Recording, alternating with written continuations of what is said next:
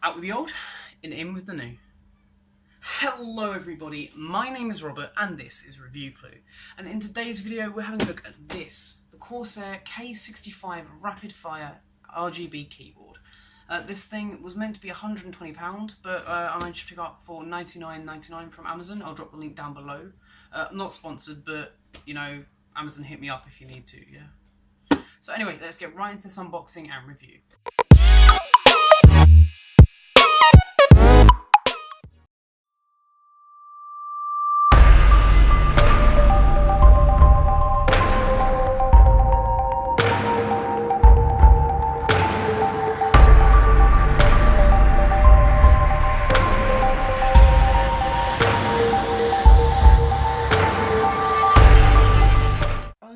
So this box is a little bit bigger than what I'm usually used to working with when I'm unboxing, so I'm kind of having to stack it and just make sure I've got this thing all in frame. This is the Corsair K65 RGB RapidFire Keyboard. And this is the box for it, strangely. On the front you've got a beautiful image of the keyboard itself, and it gives you a few of the specs, so let's take a look at those. Durable aluminium frame. Dynamic per key backlighting, ultra fast mechanical switches. So these are Cherry MX red switches. It has the Q technology in it, so you can connect this up to basically any other RGB device on your computer. So that's the side there. It just explains that it's a rapid fire. On the back, it once again explains a little more information, mostly about the lighting. And one thing that is quite interesting is this thing has a USB pass-through on it. So you are using 2 USB ports for this, but you get a pass-through. So you kind of only really use up one. So let's go ahead and take out the box here. Horrible noise. So there we go. Let's just tilt the camera down a little bit there. So you can just see it a little bit better. Beautiful. Okay. Da-da-da-da. Just tuck that in behind the monitor there. There you go. So straight away, you've got the warranty guide and user manual. This thing as a keyboard is really not that difficult to work out. You then got your key tool, so you can take the keys off easily. You've also got WASD, EQ, RF, WD keys as well. I'm not quite sure we've got 2 W and Ds, but we do. Very nice. So they are replacement keycaps. They'll just go straight on the ones that are already on the keyboard if you want to change them. Now, underneath the keyboard, before we get to the actual keyboard, hey, dropping it. Before we get to the actual keyboard, is this. Wrong way around. This is the armrest. This can be attached to the keyboard, it cannot be attached. Personally, I would attach this because from what I've seen of this keyboard, it is very cramped. So having an extra rest is always useful. It's a rubberized finish, so your arms aren't going to move too much on it. They're going to stay pretty much in one place. Get out of the way and take a look at the actual keyboard itself. If I can get it out of the box, because it is currently stuck because of the wire.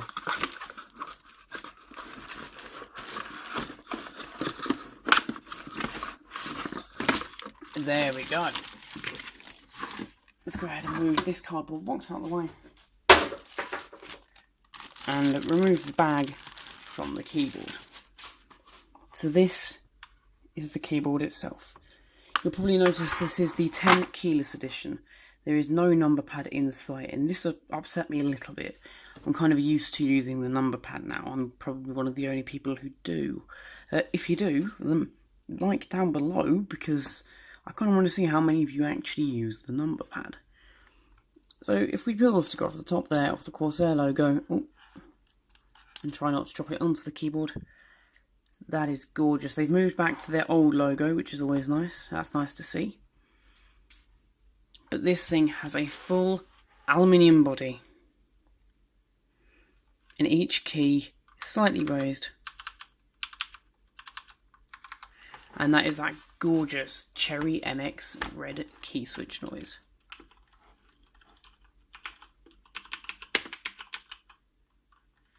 So there we go. Also along the top you've got a couple of media keys. You've got your brightness key, your mute, volume up and down, and you've got your locks. You can lock the Windows key on or off.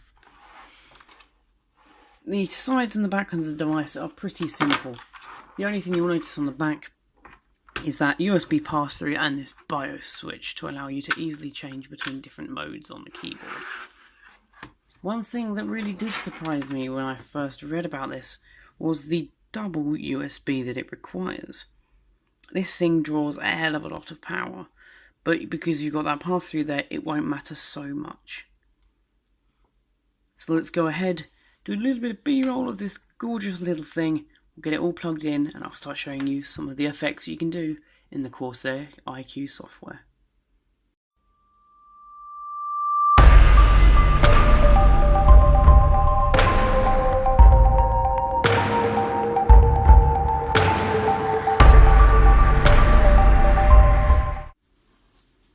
Okay, so here we are in the Corsair iQ software.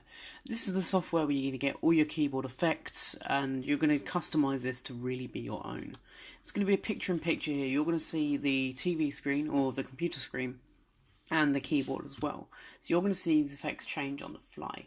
So you'll see my Sabre RGB there, that's my mouse. We're not going to bother with that one today. We might have a look at some of the ripple effects, but this is the one that we really care about. This is the K65. So under actions, we can add new actions to this keyboard. These actions could be anything. So we could record advanced options. For example, when we're in Fortnite, I wanted to build 4 walls around me. I would say we'd hit Q to get into build mode. We'd hit F1, click, turn 90 degree left click, turn 90 degree left click, so on and so forth, and then I'd have one key which would then macro all of those buttons to one place. Not massively interesting, but it could be quite useful. The thing we really care about is the lighting here. So in the lighting panel we've got absolutely tons of effects. We're going to have a look at a few of them now. This is what it comes with by default. This is the rainbow wave effect. Now, you can probably see why this is called Rainbow Wave. We've got a beautiful transition of all of the colours. And currently the mouse itself is just dark. If we, for example, go into the Sabre RGB, we go to lighting effects and we add, I believe it is Rainbow Wave. If we move the keyboard along a little bit, you'll see that the lighting is moving directly into the mouse itself. So we can link any of our Corsair pieces together. Let's have another look at some of the other effects that this keyboard can do. When you're on the lookout for a keyboard like this, you can get zoned keyboards. Personally, I don't see the point in them. I did originally, or I have used in the past, a K65. The K55 was 3 zones worth of lighting. These zones could be changed on the fly with lights, but you couldn't change each individual button. Here you can see each individual button has its own main piece. So that is rain effect there. This is one of my favourite ones. This is type light. So as I type, we have this beautiful ripple effect flying off of the keyboard. We can choose to have alternating colours between red and blue. Now that is,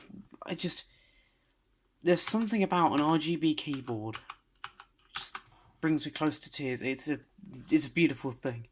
Anyway, we can also change certain parts of the performance. We can disable Alt Tab, we can disable Alt F4, we can disable Shift Tab. Now, the software itself, originally when I tried to get it onto this computer, was a right pain. It was having none of it. And I mean absolutely none of it. It involved me having to install Corsair Link and then IQ, and that seemed to work fine. It was just a bit strange the way it did it. So what we'll do is we'll have a look at some layering here between it red and blue.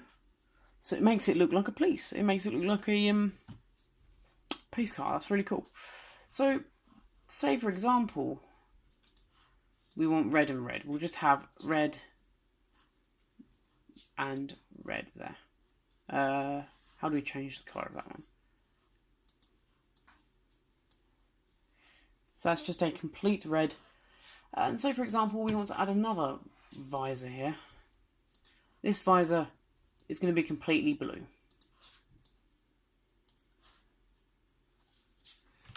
So we've got this beautiful red to blue gradient going across.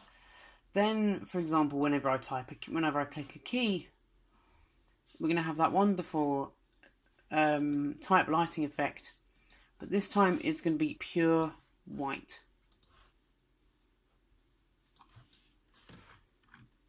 So you can see we can go really in depth and choose straight 255s.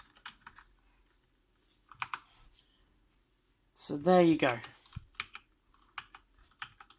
Got this beautiful white light flying off the keys, and when we're not typing anything, got this red and blue gradient.